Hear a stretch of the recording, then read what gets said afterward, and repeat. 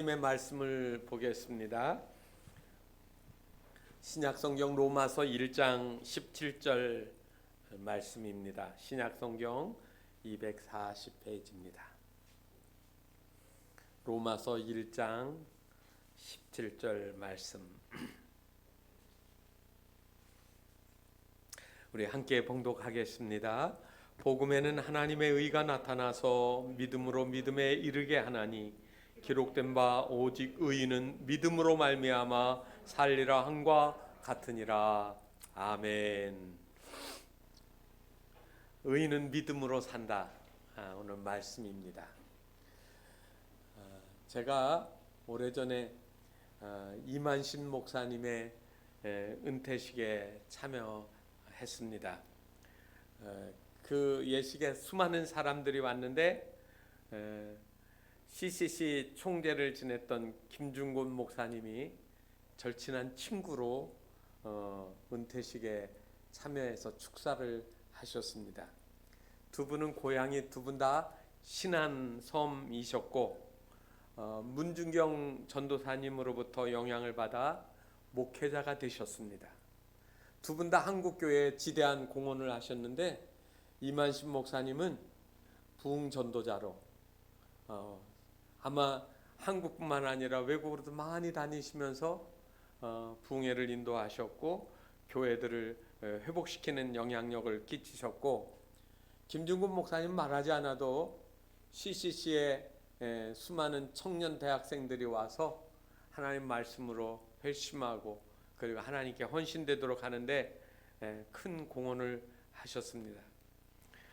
이만신 목사님은 우리 내에 결혼식을 주례해준 또 특별한 목사님이시고, 제가 서울에서 목회할 때는 교회에 오셔서 부흥회도 하시고 찾아오셔서 같이 식사도 나누고 해서 저도 또 애틋한 마음으로 목사님 은퇴식에 참여했습니다. 김중근 목사님께서 은퇴식에서 축사를 이렇게 하셨습니다. 은퇴는 뒤로 물러가는 것이 아니라 숨 고르고 다시 앞으로 나아가는 겁니다.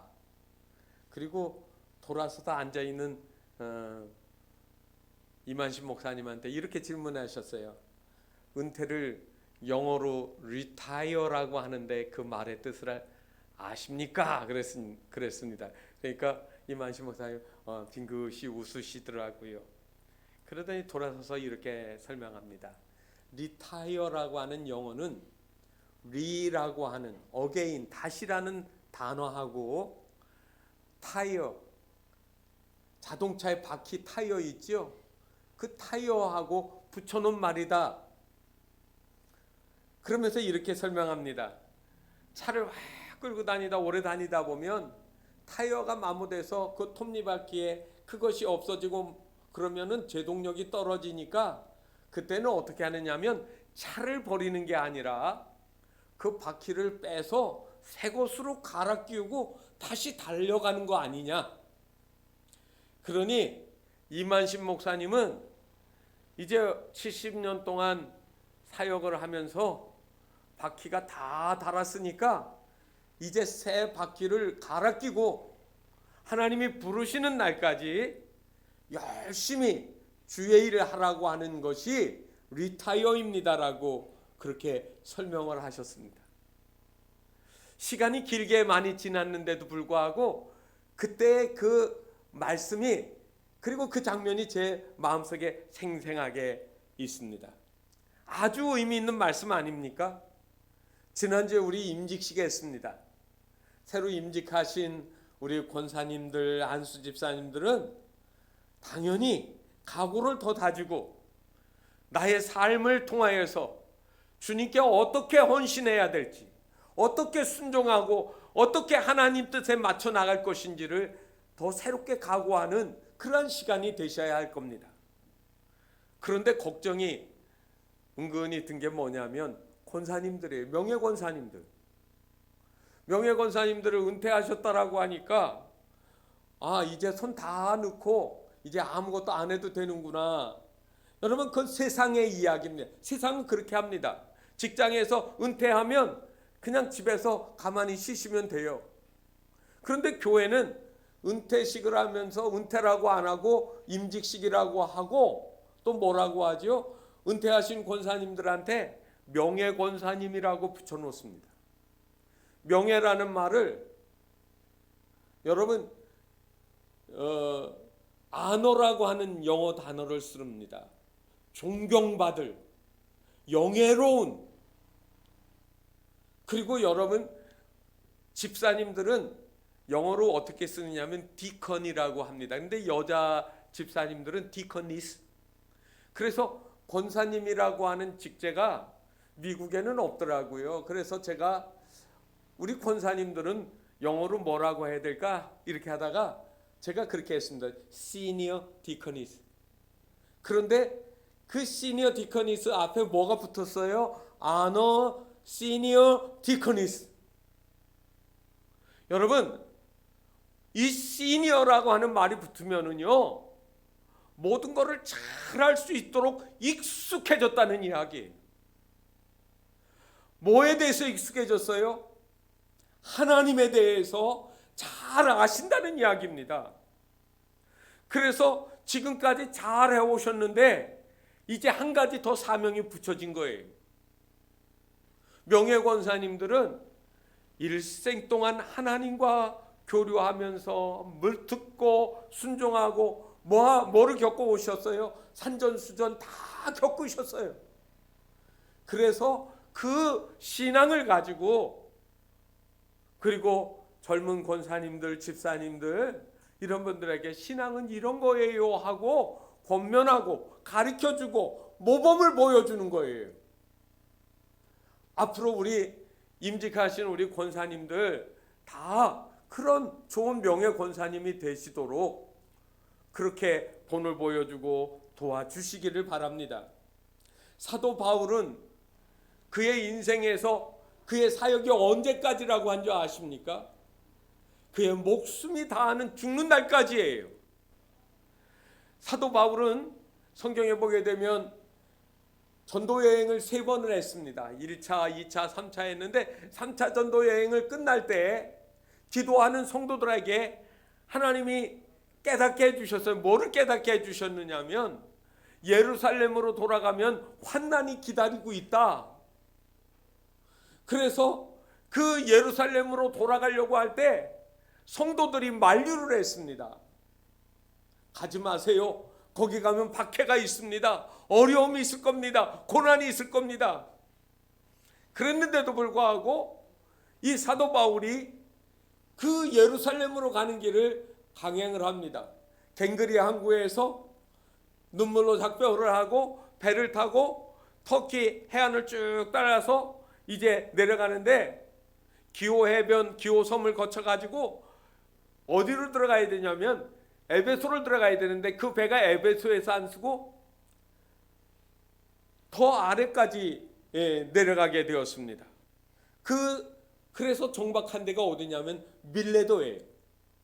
그래서 밀레도에서 내린 후에 사람을 보내가지고 에베소에 있는 장로님들을 밀레도까지 불렀습니다. 그래서 밀레도 그 항구에서 이 에베소 교회 장로님들하고 그리고 이 사도 바울이 만나가지고 눈물의 해오를 합니다. 그때 떠나가려고 하니까 또 에베소 교회 장로님들이 또 말립니다. 가지 마세요.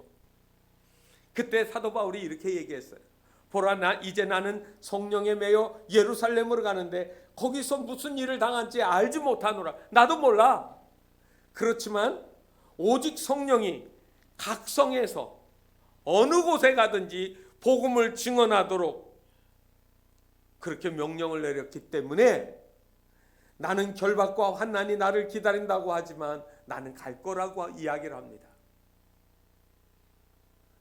그래서 사도행전 20장 24절 말씀에 보면 제가 목회하면서 가지고 있는 마음이 이 성경 구절에 역시 담겨 있습니다.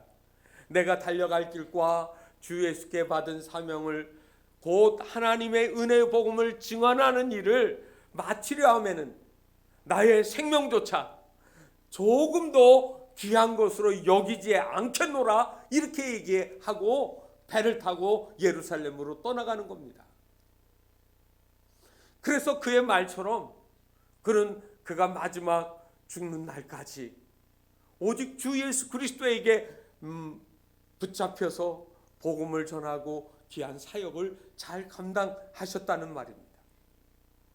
그렇기 때문에 여러분, 이 리타이어라는 말은 내가 신앙생활하면서 열심히 가는데 뭔가 흔들리고 뭔가 잘못된 것 같아요.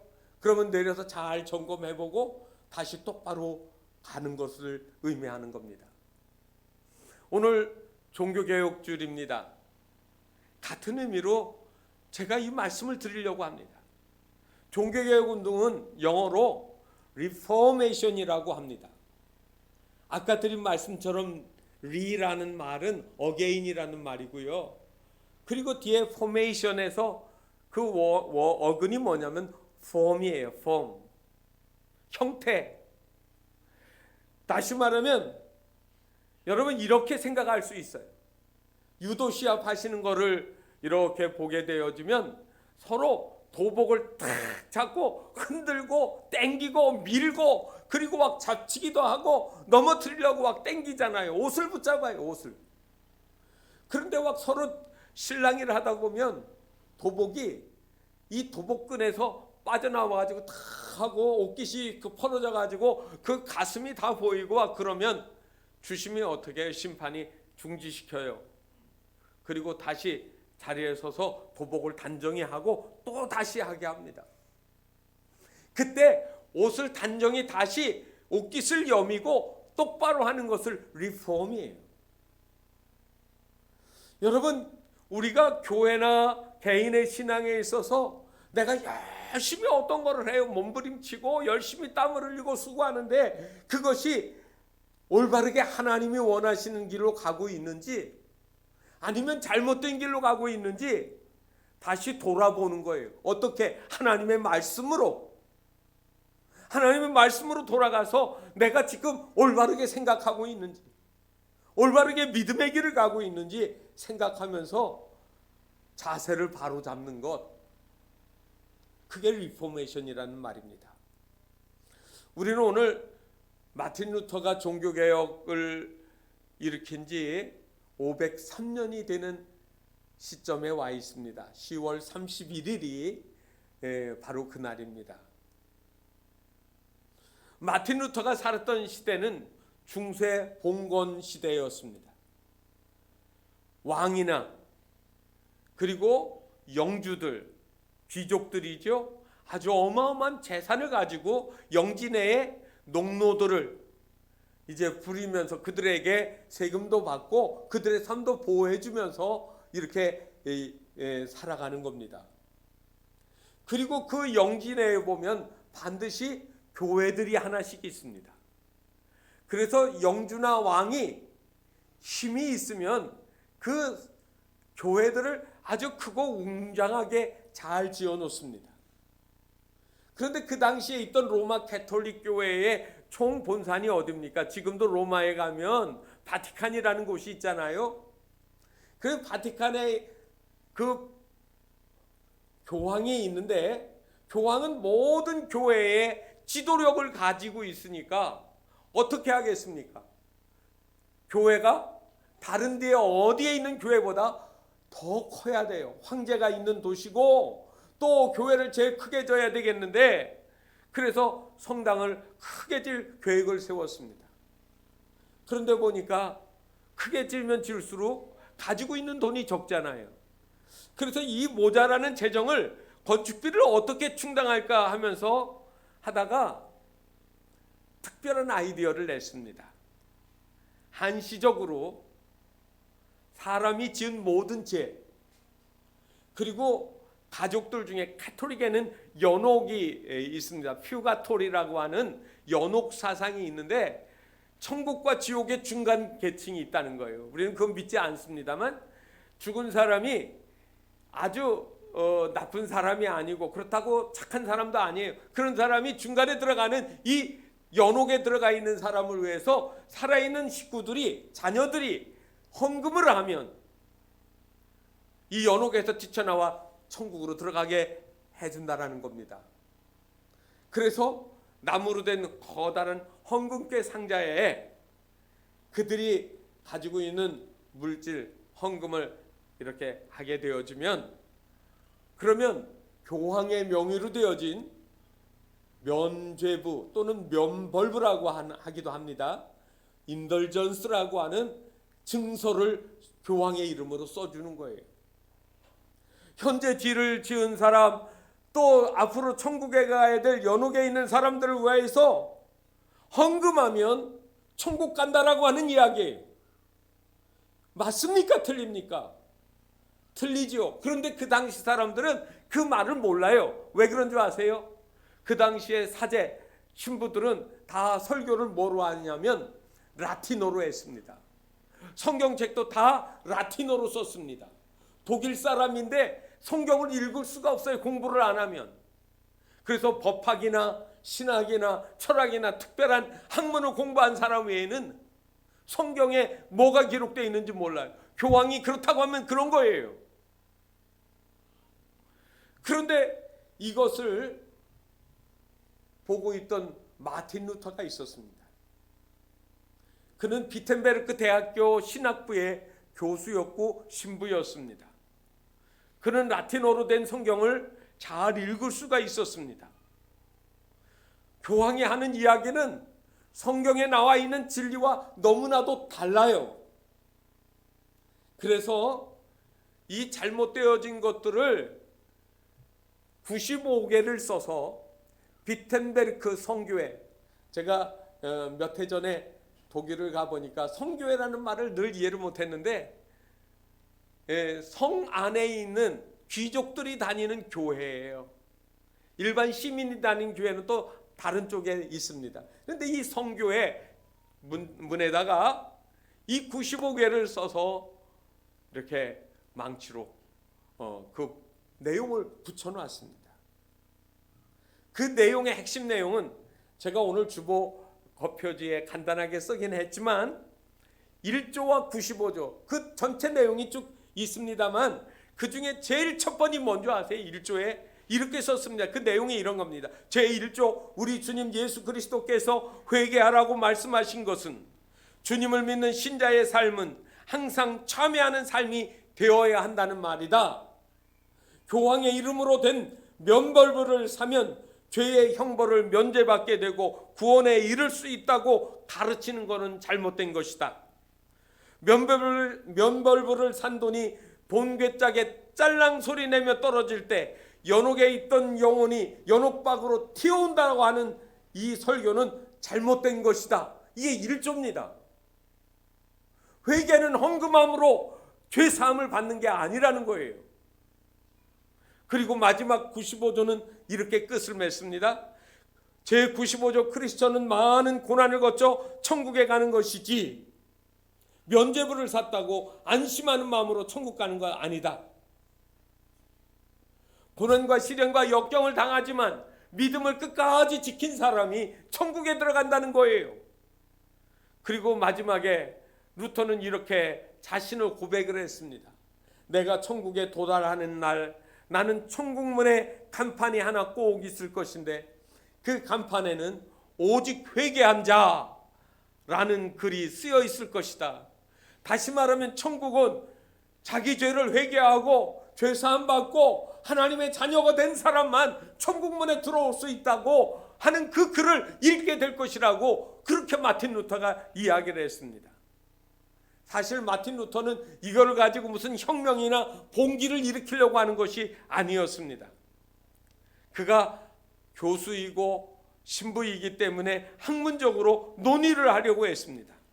그런데 이게 다른 방향으로 나갔습니다. 그 당시에 구텐베르크가 인쇄기를 만들어 가지고 이 마틴 루터가 썼던 95개조를 인쇄기로 돌렸습니다. 인쇄기로 돌려서 수많은 인쇄물을 해가지고 각지에 다 뿌렸습니다.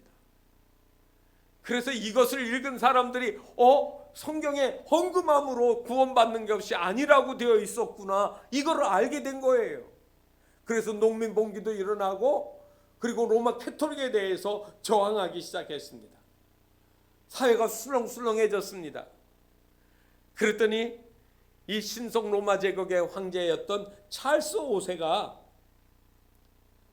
보름스라고 하는 곳에서 마틴 루터를 소환을 했습니다. 제국의 귀족들 그리고 교회 높은 주교들을 잔뜩 불러서 루터를 소환한 겁니다. 신부였던 마틴 루터가 거기에 끌려나가게 되는 겁니다. 루터의 친구들이 루터한테 만류를 합니다. 안 됩니다. 가면은 당신 다시 돌아올 수 없을지도 모르니 가지 마시오라고 만류를 했습니다.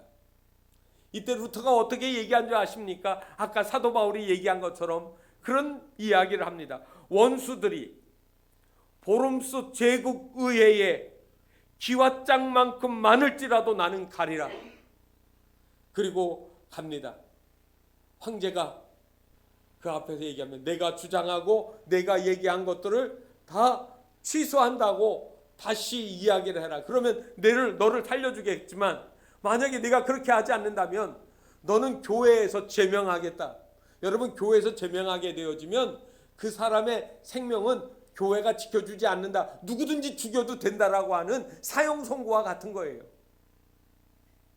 그런데 그곳에서 마틴 루터가 이야기합니다. 제가 영어로만 얘기하겠습니다. Oh God, hear. I stand. I have no choice. 이게 이제 독일어를 이렇게 번역했더라고요. 하나님, 나 여기 서 있습니다.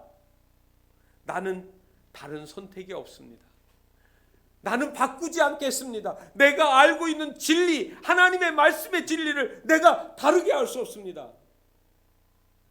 그리고 구원은 하나님의 은혜로, 믿음으로 성경에 기록된 대로 된다는 거예요. 그래서 오직 말씀으로 솔라 스크립트라, 오직 믿음으로 솔라 피데, 오직 은혜로 솔라 그라티아, 이 세 가지가 이 종교개혁의 핵심 이슈가 되어지는 겁니다. 그리고 훗날 그의 후계자들이 계속해서 마틴 루터가 죽은 후에도 종교개혁 운동을 계속 지속했는데 나중에 두 가지가 더 첨가되었습니다. 솔로스 크리스투스, 그리스도로만, 그리스도에게만. 그 다음에 솔리데오 글로리아, 오직 하나님께 영광만을. 여러분, 이 다섯 가지 중요한 이슈가 오늘 교회가 가지고 있는 가장 핵심적인 영적 이슈가 되어지는 겁니다. 개혁자들은 이거를 관찰하기 위해서 수많은 어려움을 겪었습니다. 후퇴하지 않고 변절하지 않고 죽음에 대해 두려워하지 않고 다음 데에 나갔습니다. 우리가 예배를 시작하면서 585장 찬송을 불렀습니다. 내 주는 강한 성이요 방패와 병기 되시니 큰 환난에서 우리를 구하여 내리시리로다. 옛 원수 마귀는 이때도 힘을 써 모략과 권세를 무기로 삼으니 천하에 누가 당하랴. 그렇지만 내 힘만 의지할 때는 패할 수밖에 없지만 그러나 우리의 장수는 예수 그리스도라. 우리는 반드시 이긴다. 하나님의 진리의 말씀이 생명이고 이긴다라고 이야기를 합니다. 바로 이 종교개혁의 가장 핵심 성경 구절을 찾으라고 하면 오늘 우리가 읽은 로마서 1장 17절입니다. 그 중에서도 하나를 뽑으면 의인은 믿음으로 살리라. 그래서 여러분, 저와 여러분이 신앙생활하면서 의인은 믿음으로 산다라고 이야기를 해야 됩니다. 믿음으로 사는 거예요. 사람이 떡으로 사는 거 아닙니다. 돈으로 사는 거 아닙니다. 권세로 사는 거 아닙니다. 세상 쾌락으로 만족하며 사는 게 아니에요. 하나님 믿는 믿음으로 사셔야 합니다. 그 세 가지의 중심을 가만히 보면 제가 이렇게 정리를 했습니다. 사람 중심에서 하나님 중심으로. 모든 걸 나에게 도움이 어떻게 될까? 이것 하면 나에게 유익이 뭘까 생각하던 이거는요, 하나님 중심 아니에요. 믿음 아니에요. 바티칸의 성 베드로 성당을 지금도 여행을 가보면 얼마나 우리우리하게 금칠을 해놨는지 몰라요. 그거 누구 위해서 한 겁니까? 하나님 위해서 한 거예요. 교황의 권세를 위해서. 여러분, 사람을 위해서 하는 거는 그건 믿음이 아니. 저와 여러분이 나는 교황도 아니고 나는 왕도 아니고 나는 누구도 아니야. 그런데 가만히 생각해 보세요. 중요한 일을 결정할 때 내가 내 삶의 왕이 되어가지고 나한테 유리한 거, 유익된 것만 하려고 하잖아요. 누가 교황입니까? 내 마음의 나라에 누가 왕이에요? 내가 왕 아닙니까? 바꾸셔야 돼요. 이게 리포메이션 종교개혁이에요. 신앙의 혁신이고 개혁이 되어지는 거 아닙니까? 하나님 중심으로 하나님 기뻐하신 대로 살아야 되는 거죠. 어떻게 산다? 믿음으로 산다. 솔라 피데. 사실 마틴 루터는 그렇게 용기 있고 과감한 개혁의 성향의 사람은 아니었습니다. 기록해 보게 되어지면 이 마틴 루터는 유머도 많고요. 그리고 정서가 많아서 음악 같은 것들, 시를 즐겨 읽기도 하고 자연의 그런 것들을 심취한 이야기들도 많이 나옵니다. 아주 시골의 평범한 수도원에 수도사로 들어갔습니다. 그런데 그에게 아주 중요한 일이 하나 벌어졌습니다. 수도원에서 자기 아이슬레벤이라고 하는 그 부모님이 계시는 고향에 돌아갔다가 친구하고 만나서 함께 다시 수도원으로 돌아오는 길이었습니다. 벌판을 지나가는데 제가 거기 가봤습니다. 지금도 그 주변에는요 집이 하나도 없어요. 그리고 거기에 기념돌 하나만 이렇게 큰 돌로 세워져 있더라고요. 스토테른하임이라고 하는 그 벌판 지역인데 거기를 지나올 때 아주 거센 폭풍우가 몰아치고 번개가 치고 그리고 뇌성병력이 일어나기 시작을 했습니다. 피할 길이 없습니다. 둘이 막 걱정하면서 벼락이 여기저기 옆에 떨어지는데 걱정하면서 막 달리면서 거기를 지나가고 있는데 갑자기 벼락이 옆에 확 떨어집니다. 비 오는 그 중에 옆을 보니까 같이 오던 친구가 새까맣게 타 죽은 거예요. 벼락을 맞아 죽었어요. 그 순간에 마틴 루터가 그 자리에 배짝 엎드려서 바닥에 엎드려서 소리를 내면서 울부짖으며 기도를 합니다. 주의 뜻을 따르겠습니다. 순종하겠습니다. 그러면서 기도를 했습니다. 얼마 후에 비가 잔잔해지고 벼락도 치지 않습니다. 그렇지만 그는 하나님에 대해서 가지는 생각이 뭐예요? 두려운 하나님, 무서운 하나님이에요. 하나님 이름만 생각하면 벼락치던 그 장면이 생각나서 벌벌벌 떨려오는 거예요. 그래서 하루에 7번씩 기도하고 성경 읽고 암송하고 필사적으로 그가 노력을 하지만 그런데 마음에서 하나님에 대한 공포가 씻어지질 않습니다. 로마에 가보면 계단 성당이라는 성당이 있습니다. 이 성당은 다른 성당하고 다른 게 뭐냐면 신앙심이 깊었던 콘스탄틴 황제의 어머니가 예루살렘에 갔다가 예수님이 십자가를 지고 걸어갔었던 그 계단길을 뜯어왔습니다.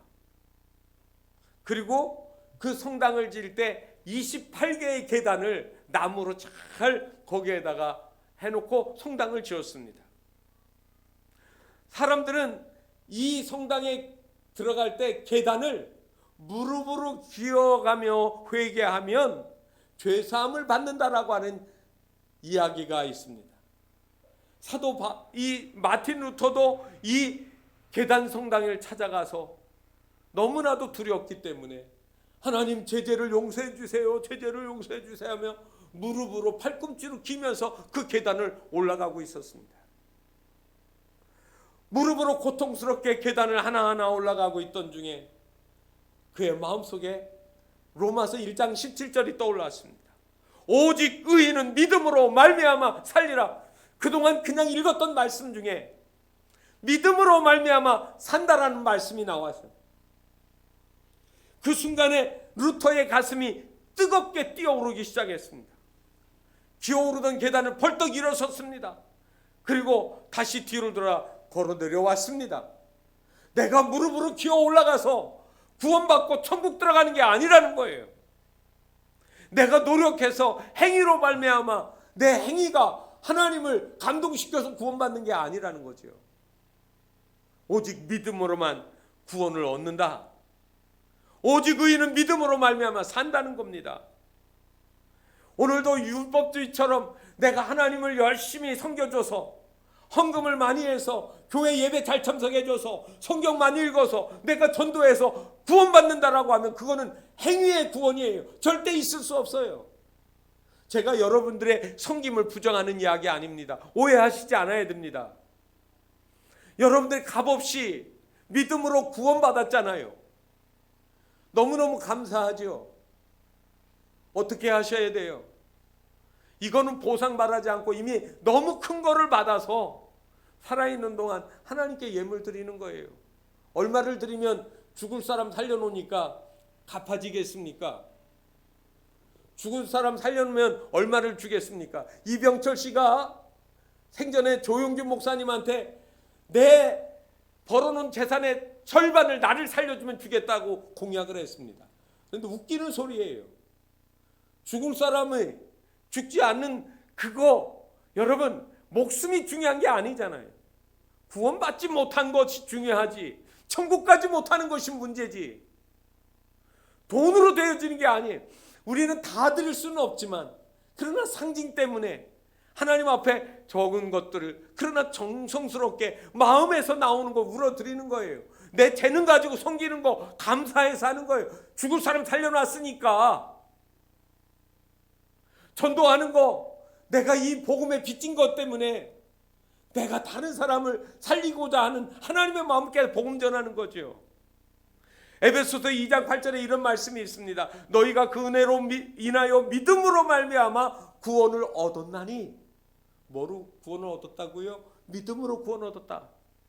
갈라디아서 2장 16절 사람이 의롭게 되는 것은 율법의 행위로 난 것이 아니요 오직 예수 그리스도를 믿음으로 말미암은 줄 아는 거로.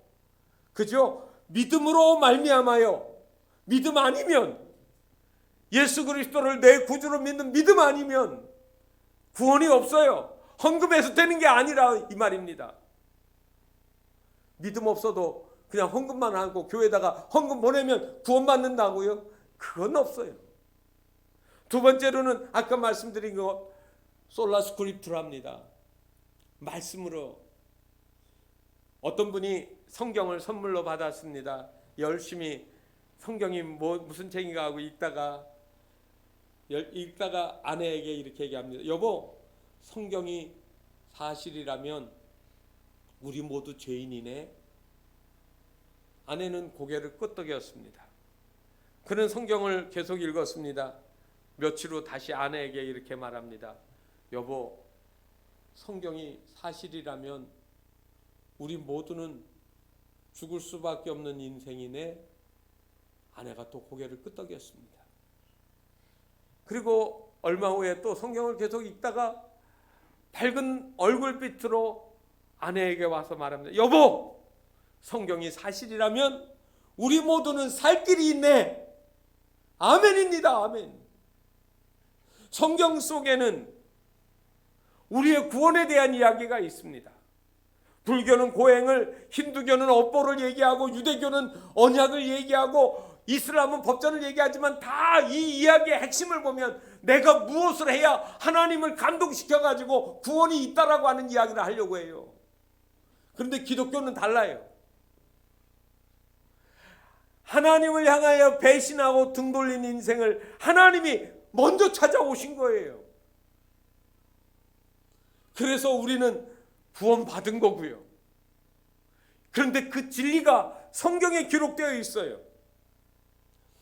기분이 좋고 그리고 내가 괜찮으면 천국 갈 것 같고 기분이 나쁘면 지옥 갈 것 같습니까? 감정이 아닙니다. 여러분, 감정으로 하나님의 말씀을 대하시면 안 돼요. 성경 말씀이 하나님의 살아있는 말씀인데 이 성경이 어떻게 됐는가요? 우리가 우리 죄를 자백하면 저는 미쁘고 미쁘시고 의로우사 우리를 모든 불의에서 깨끗하게 하실 것이요 하나님의 자녀가 되게 해준다는 거예요. 구원받게 해주신다는 거예요. 내 감정이 아니에요. 성경은 하나님 말씀하신 대로 기록되어 있는 겁니다. 시편 기자는 이렇게 말했습니다. 내가 주께 범죄하지 아니하려 하여 주의 말씀을 내 마음에 두었나이다. 하나님의 말씀을 마음에 두세요. 하나님이 말씀하신 대로 이루어지는 거예요. 지금은 돌아가셨는데, 작년에 돌아가셨는데, 빌리 그레이엄 목사님 돌아가셨는데, 제가 빌리 그레이엄 목사님 설교집을 전에 여러 권을 읽어봤습니다. 이 목사님은 도대체, 그런데 별로 신통한 게 없어요. 제가 다 아는 얘기예요. 똑같은 얘기예요. 그런데 한 가지 중요한 거 제가 발견했어요. 이 빌리 그레이엄 목사님은 꼭 이런 이야기를 많이 해요. Bible says, God says. 하나님이 말씀하셨다. 성경이 말한다. 그의 모든 메시지의 핵심의 뿌리는 하나님의 말씀에 있어요. 자기의 생각을 전하는 게 아니라 하나님의 말씀을. 믿는 자의 유일한 신앙의 표준 원리는 성경입니다. 솔라 스크립트라. 말씀을 내가 쪼개는 것이 아니라 말씀이 나를 쪼개시키는 거예요. 나를 감동시키는 거예요. 말씀이 나를 움직이는 거예요. 성경 말씀을 읽지 않으면 하나님의 마음을 알 수가 없는 거죠. 마지막으로는 솔라 그라티아, 하나님의 은혜예요. 오직 은혜로. 어떤 사람이 배를 타고 며칠간 즐길 수 있는 크루즈를 타게 되었습니다. 크루즈 티켓을 끊고 그가 이제 배를 타기 전에 바깥에서 치즈도 사고 그 다음에 과자도 사고 그리고 사탕도 캔디도 사고 많은 걸 잔뜩 사가지고 가방을 한 짐 지고 그리고 그 크루즈선에 올랐습니다. 배에 올라가 보면 그 식사 때마다 그 테이블에 수많은 음식들이 가득 차려지는데 이 사람은 그걸 손을 대지도 않습니다.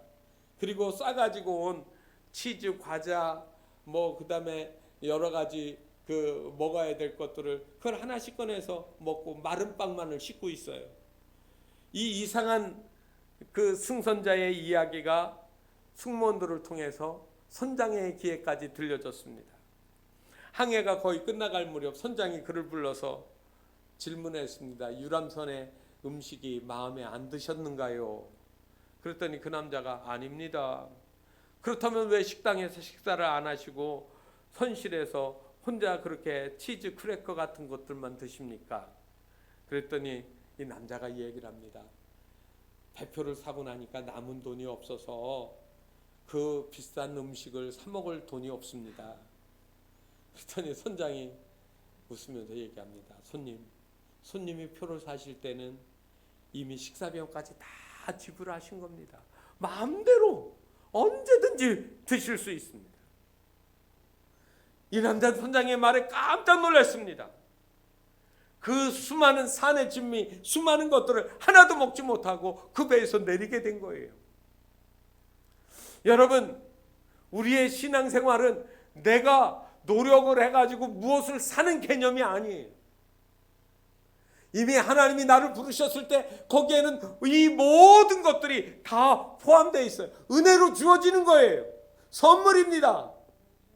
로마서 3장 24절에 보면 그리스도 예수 안에 있는 구속으로 말미암아 하나님의 은혜로 값 없다는 말은 돈 안 내도 된다는 말이에요. 하나님께로부터 의롭다 하심을 얻은 자라고 하는 이야기입니다. 기독교는 은혜의 종교입니다. 우리가 은혜로 구원받은 거예요. 이 지구상에 75억의 인구가 있는데 그런데 저와 여러분이 구원받은 거예요. 개신교라고 하는 말은 영어로 프로테스탄트입니다. 프로테스탄트는 프로테스트, 저항하다, 항거하다라고 하는 말에다가 탄트, 사람이라는 말을 붙인 거죠. 저항자, 반항자, 불의한 세력에게 저항하는 사람들, 물론 그 사람들은 자기들의 기준에 맞지 않아서 반항하는 사람이라고 했지만 우리는 죄에 대해서, 사탄의 세력에 대해서 저항하고 항거하는 사람이에요. 믿음 아니면, 말씀 아니면, 은혜 아니면 아무것도 아니에요. 여러분, 리포메이션은 조직을 바꾸는 것도 사람을 바꾸는 것도 아닙니다. 내 속사람이 바뀌어져야 되는 거예요. 교회가 바뀌어져야 되는 거예요. 하나님이 나를 바꾸시려고 할 때, 예, 제가 바뀌겠습니다라고 이야기할 때 진정한 우리의 심령의 통고 개혁이 일어나는 겁니다. 개혁자들의 신앙처럼 저와 여러분이 오직 믿음, 오직 성경, 오직 은혜, 그리고 오직 그리스도로만, 오직 하나님께 영광을 돌리는 그러한 복된 삶이 되시기를 주님의 이름으로 축원합니다. 기도하겠습니다. 거룩하신 하나님, 종교개혁주일 우리의 신앙의 삶을 다시 점검합니다. 껍데기처럼 흉내내고 하나님 말씀보다는 삶의 중심이 내가 되어져서 잘못 살아왔던 우리의 삶이 하나님 보시기에 기뻐하고, 그리고 우리가 하나님께 영광을 돌릴 수 있는 진실한 그리스도인의 삶이 되게 하여 주옵소서. 오늘 다시 우리 안에 개혁자의 삶을 본받아 변화하고 그리스도의 말씀 안에서 새로워지는 역사가 일어나게 하옵소서. 예수 그리스도의 이름으로 간절히 기도하옵나이다. 아멘.